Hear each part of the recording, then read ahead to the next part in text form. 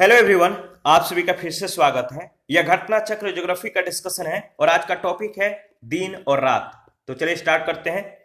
देखिए, पृथ्वी सौर मंडल में दो प्रकार से गति करती है। पहला घूर्णन गति यानी रोटेशन, और इसे दैनिक गति भी कहते हैं। दूसरा परिक्रमण यानी रिवोल्यूशन, इसे वार्षिक गति भी कहते हैं। पृथ्वी सदैव अपने अक्ष पर पश्चिम से पूरब की दिशा में घूमती रहती है। पृथ्वी सदैव अपने अक्ष पर पश्चिम से पूरब की दिशा में घूमती रहती है, जिसे पृथ्वी का घूर्णन या परिभ्रमण कहते हैं, और इसी के कारण दिन व रात होते हैं।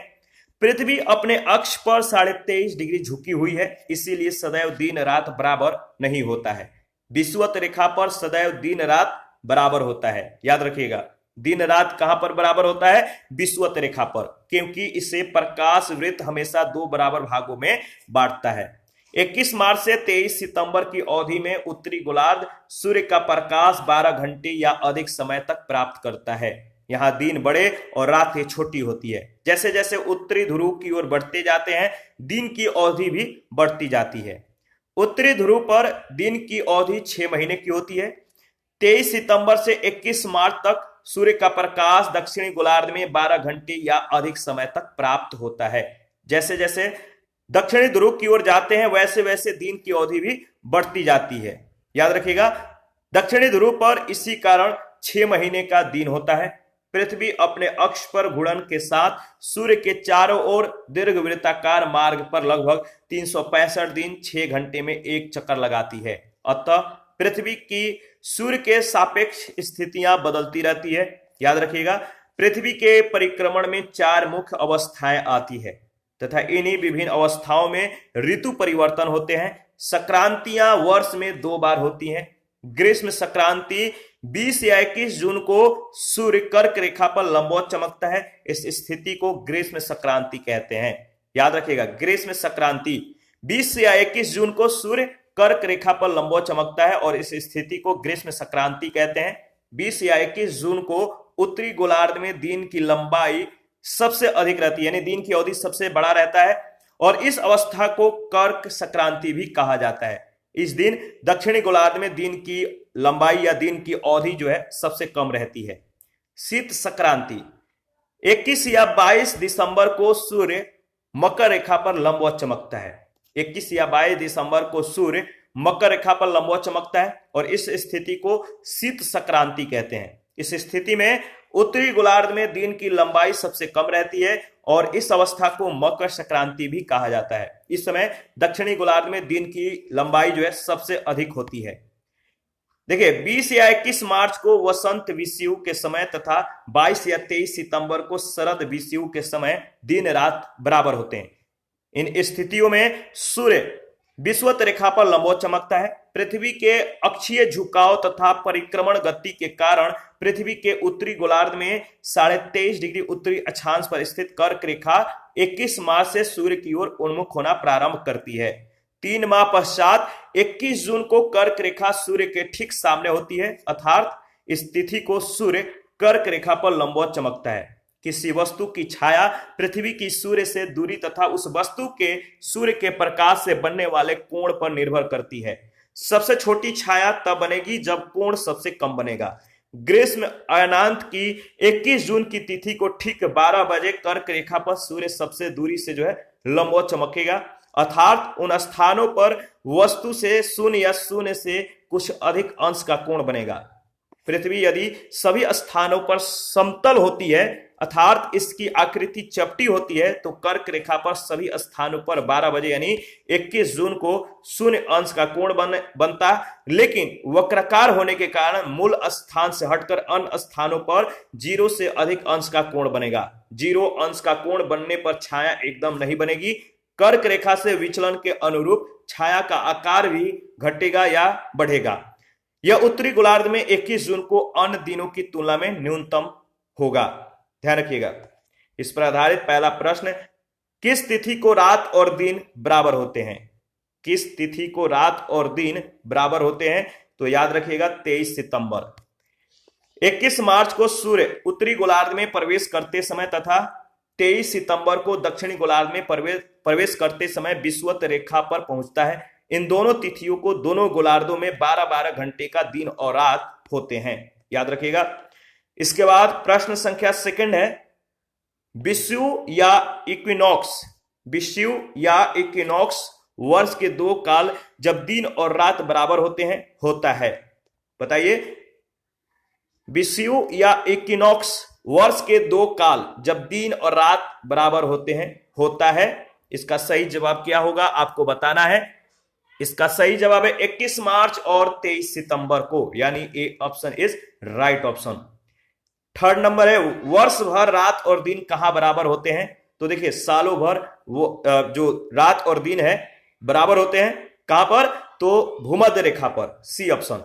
भूमध्य रेखा या विषुवत रेखा 5 मुख्य अक्षांश वृत्तों में से एक है, जो बृहत वृत्त भी है।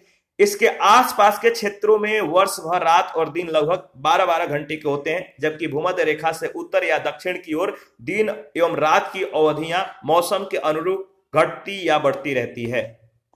प्रश्न संख्या 4, उत्तरी गोलार्ध में कर्क संक्रांति के समय 12 घंटे का दिन होगा। उत्तरी गोलार्ध में कर्क संक्रांति के समय 12 घंटे का दिन होगा विषुवत रेखा पर, याद रखिएगा। डी ऑप्शन आपका बिल्कुल सही है। कर्क संक्रांति के समय उत्तरी गोलार्ध में सबसे लंबा दिन और सबसे छोटी रातें होती है। इसके विपरीत दक्षिणी गोलार्ध में सबसे छोटा दिन और सबसे लंबी रातें होती हैं, जबकि विषुवत रेखा पर रात एवं दिन की अवधियों में कोई अंतर नहीं होता है। वहां वर्ष भर 12-12 घंटे के ही दिन रहते हैं। ठीक है, स्पष्ट है कि कर्क संक्रांति के समय 12 घंटे का दिन विषुवत रेखा पर ही होगा, क्योंकि उत्तरी गोलार्ध में इस समय दिन की अवधि 12 घंटे से काफी अधिक रहती है, और इसीलिए सही उत्तर आपका विकल्प डी होता है। प्रश्न संख्या 5, उत्तरी गोलार्ध में वर्ष का सबसे छोटा दिन कब होता है। उत्तरी गोलार्ध में सबसे छोटा दिन कब होता है, तो याद रखिएगा 22 दिसंबर को, यानी बी ऑप्शन। बी ऑप्शन आपका बिल्कुल सही ऑप्शन है। उत्तरी गोलार्ध में शीत अयनांत अर्थात 21 या 22 दिसंबर को वर्ष का सबसे छोटा दिन होता है। इसके विपरीत ग्रीष्म अयनांत के समय उत्तरी गोलार्ध में 20 या 21 जून को वर्ष का सबसे लंबा दिन होता है। 21 या 22 दिसंबर को सबसे छोटा दिन और 20 या 21 जून को वर्ष का सबसे लंबा दिन होता है उत्तरी गोलार्ध में, याद रखना है। इसके विपरीत 20 या 21 जून को दक्षिणी गोलार्ध में सबसे छोटा दिन और 21 या 22 दिसंबर को सबसे बड़ा दिन होता है। प्रश्न संख्या 6, वर्ष का सबसे बड़ा दिन कौन सा होता है। वर्ष का सबसे बड़ा दिन कौन सा होता है। देखिए यहां पे याद रखिएगा उत्तरी गोलार्ध और दक्षिणी गोलार्ध। ठीक है, उत्तरी गोलार्ध में 20 या 21 जून को वर्ष का सबसे लंबा दिन, वहीं दक्षिणी गोलार्ध में 21 या 22 दिसंबर को सबसे बड़ा दिन होता है। विकल्प में 21 जून और 22 दिसंबर दोनों मौजूद है। प्रश्न से स्पष्ट नहीं हो पा रहा है कि उत्तरी गोलार्ध के संबंध में पूछा गया या दक्षिणी गोलार्ध के संबंध में, तो इसका जो ऑप्शन होगा डाउटफुल है। प्रश्न संख्या 7 है, किस तारीख को यानी किस डेट को सबसे बड़ा दिन होगा। किस डेट को सबसे बड़ा दिन होगा, तो 21 जून इसका सही जवाब होगा। C option is right option. दक्षिणी गोलार्ध में सबसे बड़ा दिन है, दक्षिणी गोलार्ध में सबसे बड़ा दिन है, बताइए कब, 22 दिसंबर, यानी बी ऑप्शन आपका बिल्कुल सही ऑप्शन है। निम्नलिखित तिथियों में से किस में दोपहर को आपकी छाया सबसे छोटी होती है। आपको बताना है किस डेट में, किस में दोपहर को जो है आपकी जो छाया है सबसे छोटी होती है। तो याद रखिएगा सी ऑप्शन यानी 21 जून। किसी वस्तु की छाया पृथ्वी के सूर्य से दूरी तथा उस वस्तु के सूर्य के प्रकाश से बनने वाले कोण पर निर्भर करती है। सबसे छोटी छाया तब बनेगी जब सूर्य सर्वाधिक दूरी पर होगा। इसी प्रकार सबसे छोटी छाया तब बनेगी जब कोण सबसे कम बनेगा। ग्रीष्म अयनांत की 21 जून की, याद रखिएगा 21 जून की तिथि को ठीक 12 बजे कर्क रेखा पर सूर्य सबसे दूरी से जो है लंबवत चमकेगा, अर्थात उन स्थानों पर वस्तु से शून्य या शून्य से कुछ अधिक अंश का कोण बनेगा। पृथ्वी यदि सभी स्थानों पर समतल होती है अर्थात इसकी आकृति चपटी होती है, तो कर्क रेखा पर सभी स्थानों पर 12 बजे यानी 21 जून को अन्य, याद रखिएगा 12 बजे 21 जून को शून्य अंश का कोण बनता है, लेकिन वक्राकार होने के कारण मूल स्थान से हटकर अन्य स्थानों पर 0 से अधिक अंश का कोण बनेगा।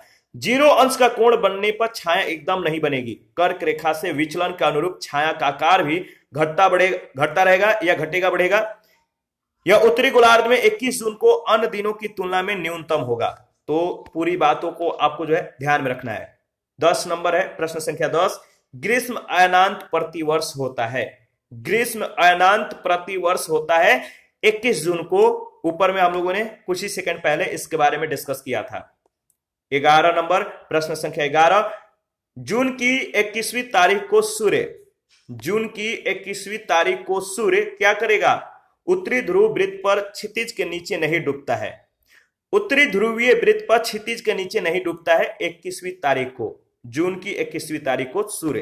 तो याद रखिएगा, प्रत्येक वर्ष 20 या 22 जून के मध्य सामान्यतः 21 जून को उत्तरी गोलार्ध में ग्रीष्म अयनांत या संक्रांति होती है, जब पृथ्वी के उत्तरी ध्रुव का सूर्य की ओर अक्षीय झुकाव, याद रखिएगा, जब पृथ्वी के उत्तरी ध्रुव का सूर्य की ओर अक्षीय झुकाव अधिकतम होता है तथा स्थिति में उत्तरी गोलार्ध में सूर्य अधिकतम ऊंचाई पर होता है, इस अवस्था में उत्तरी ध्रुव पर रात नहीं होती है।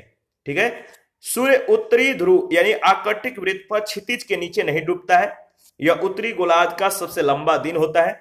वस्तुतः उत्तरी ध्रुव, याद रखिएगा, उत्तरी जो ध्रुवीय वृत्त है 66 डिग्री 33 मिनट उत्तरी अक्षांश उस क्षेत्र की दक्षिणी सीमा बनाता है जहां उत्तरी गोलार्ध में ग्रीष्म अयनांत पर सूर्य नहीं डूबता है और शीत अयनांत यानी 21 दिसंबर के आसपास पर सूर्य क्षितिज के रूप में नहीं उगता।